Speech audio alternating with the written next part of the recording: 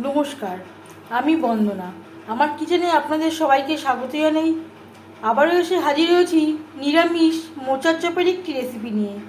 নিরামিষ মোচার চপ তৈরি করার জন্য আমি এখানে একটা মোচার কিছুটা পরিমাণে সেদ্ধ করে নিয়েছি, আর তার সাথে নিয়েছি আলু, যেটা সেদ্ধ করার পর জল ঝরিয়ে নিয়েছি। গরম অবস্থায় মোচা আলু একসাথে ম্যাশ করে নিয়েছি। মোচার চপ তৈরি করার জন্য সবার প্রথমে আমি একটা পুর তৈরি করে নেব। এর জন্য আমি 2 চামচ সরষের তেল গরম করে নিয়েছি। এবার দিয়ে দেব নারকেল কুচি। এর পরিবর্তে আপনারা নারকেল গুঁড়াও ব্যবহার করতে পারেন। যেহেতু আমি নিরামিষভাবে তৈরি করছি, একটু নারকেলের ব্যবহার করলে স্বাদটা খুবই ভালো হবে। পুরো আমি তৈরি করছি সরষের তেলে, আর চপগুলো ভাজবো রিফাইন্ড অয়েলে। নারকেল ভেজে নেওয়ার পর দিয়ে দেব সামান্য পরিমাণে আদা বাটা, কাঁচা লঙ্কা বাটা।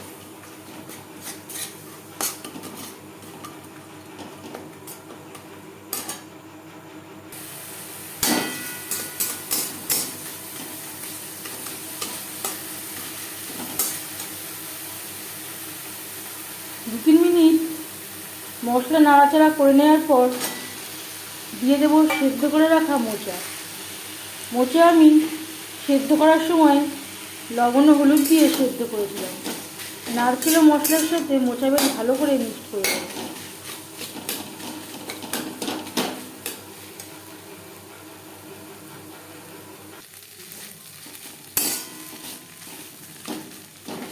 মশলার সাথে 3-4 মিনিট মোচা নাড়াচাড়া করে নেওয়ার পর দিয়ে দেব ছোট 1 চামচ ভাজা মশলা। 1 চামচের 3 ভাগের 1 ভাগ গরম মশলা পাউডার। পুরের সাথে বেশ ভালো করে মিক্সড করে দেব। আর দিয়ে দেব চিনেবাদাম। আমার ড্রাই রোস্ট করা, তাই আমি পরে অ্যাড করছি। যদি কাঁচা বাদাম ব্যবহার করেন তাহলে অবশ্যই আগে ভেজে দেবেন।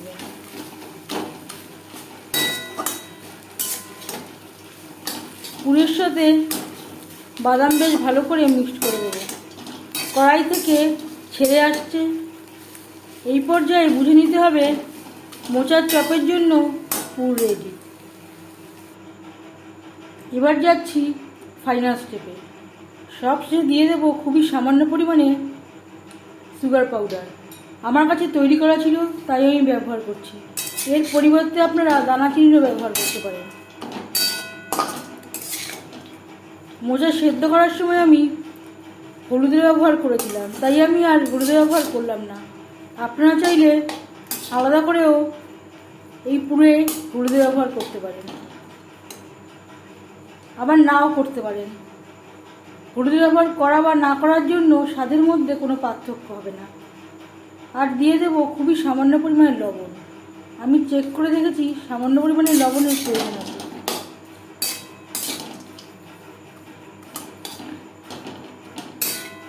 চপের জন্য পুর রেডি। গ্যাসের ফ্লেমটা অফ করে দেব, ঠান্ডা করে নেব। ভাজা মশলা ও গরম মশলা ব্যবহার করার জন্য পুর থেকে খুব সুন্দর একটা গন্ধ বেরোতে শুরু করে দিয়েছে। যখন আপনারা তৈরি করবেন তখন এই স্মেলটা আপনারাও পাবেন।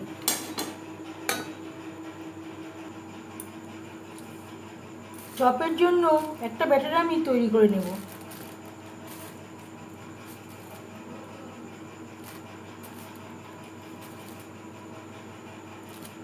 এখানে নিলাম 4 চামচ মতো ময়দা, আর দিয়ে দেব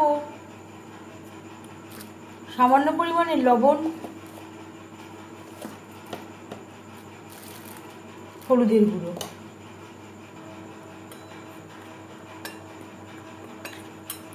শুকনো উপকরণ বেশ ভালো করে মিক্সড করে নেব। অল্প অল্প করে জল অ্যাড করে একটা ব্যাটার আমি তৈরি করে নেব।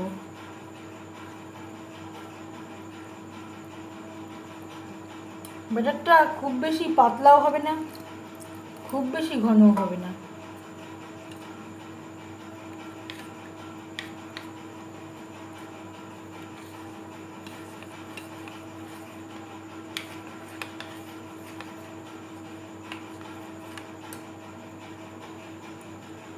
ব্যাটার রেডি, একটা সাইডে রেখে দেবো।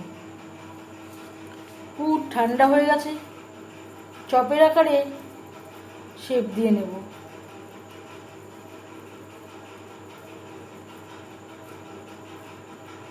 আপনারা ইচ্ছে অনুযায়ী যে কোনো আকারে শেপ দিয়ে নিতে পারেন।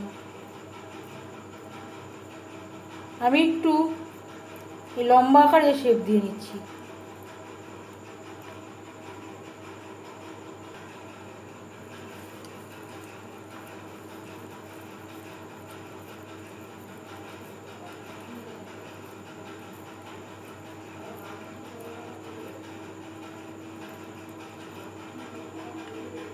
এইভাবে চপের আকারে শেপ দিয়ে নেব। আর লাগছে বিস্কুটের গুঁড়ো।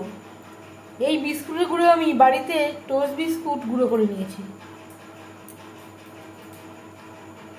সবার প্রথমে আমি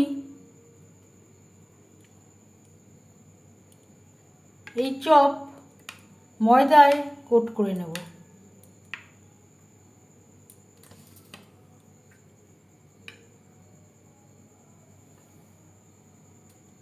তারপর বিস্কুটের গুঁড়োয় কোট করে নেব। ময়দায় ডুবিয়ে নেওয়ার পরে বিস্কুটের গুঁড়ায় বেশ ভালো করে কোট করে নেব। চপ ক্রিস্পি করার জন্য অবশ্যই ডবল কোট করতে হবে। ঠিক সেম প্রসেসে আবারও ময়দার গোলায় ডুবিয়ে নেব।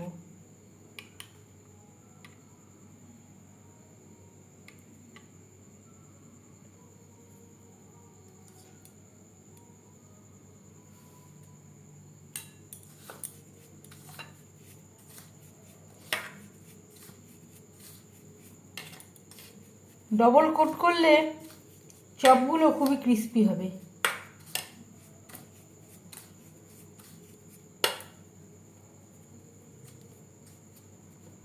এক্সট্রা যে গুঁড়োটা আছে সেটা আমি শেষে ঝেড়ে ফেলে দেব।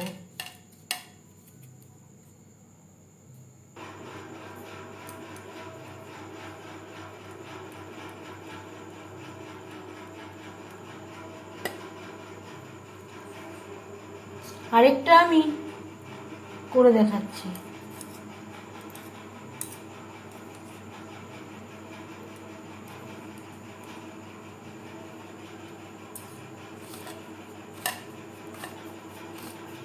প্রথমে ময়দার গোলায় ডুবিয়ে নেবেন, বিস্কুটের গুঁড়োয় কোট করে নেবেন।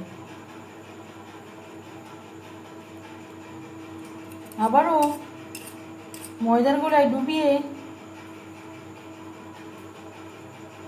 বেশ ভালো করে বিস্কুটের গুঁড়োয় কোট করে নেবেন।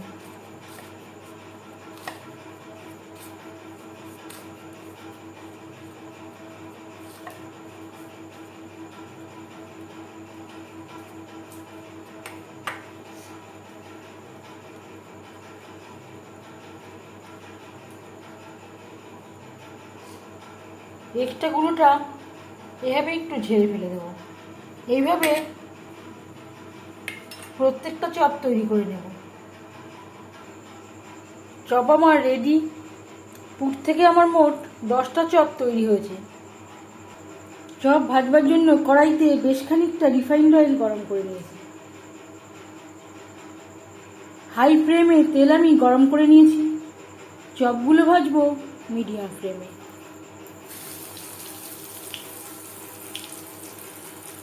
তেল গরম হয়ে গেছে, এবার দিয়ে দেবো চপ।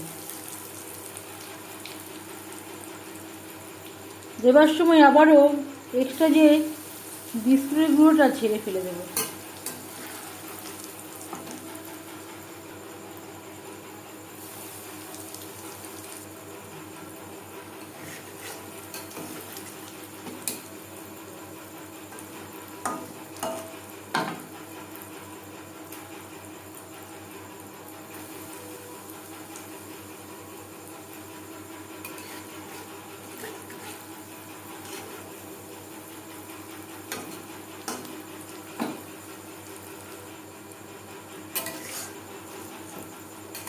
একটা সাইড ভাজা হয়ে গেলে সাবধানে উল্টে দেবো।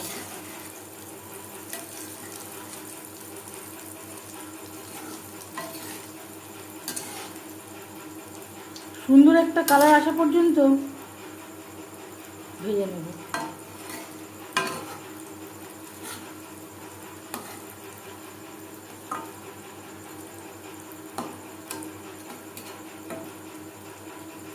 গ্যাসের ফ্লেমটাকে কখনোই হাইতে রাখবেন না। আমি চপগুলো ভাজছি লো টু মিডিয়াম ফ্লেমে।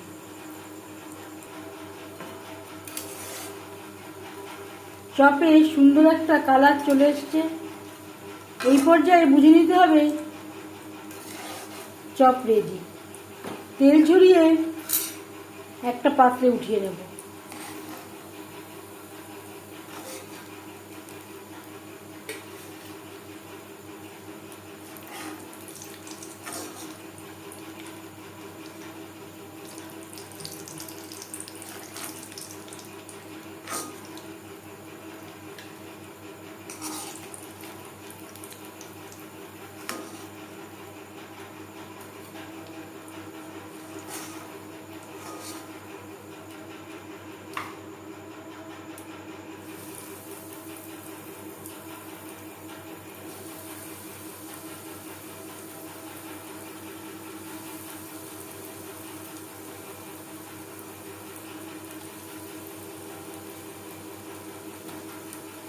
পরের ব্যাচের চপ একইভাবে ভেজে নেব।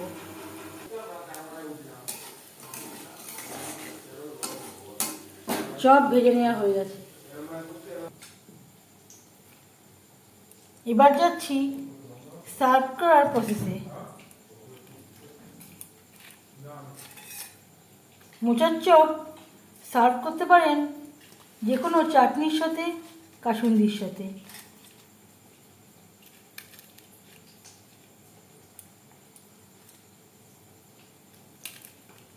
এই রেসিপিটি কেমন লাগলো অবশ্যই জানাবেন কমেন্টের মাধ্যমে।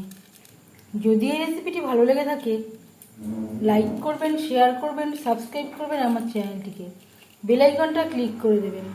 যখন আমি নতুন ভিডিও আপলোড দেব তার নোটিফিকেশান সবার আগে আপনার কাছে পৌঁছে যাবে। আপনারা সবাই ভালো থাকবেন।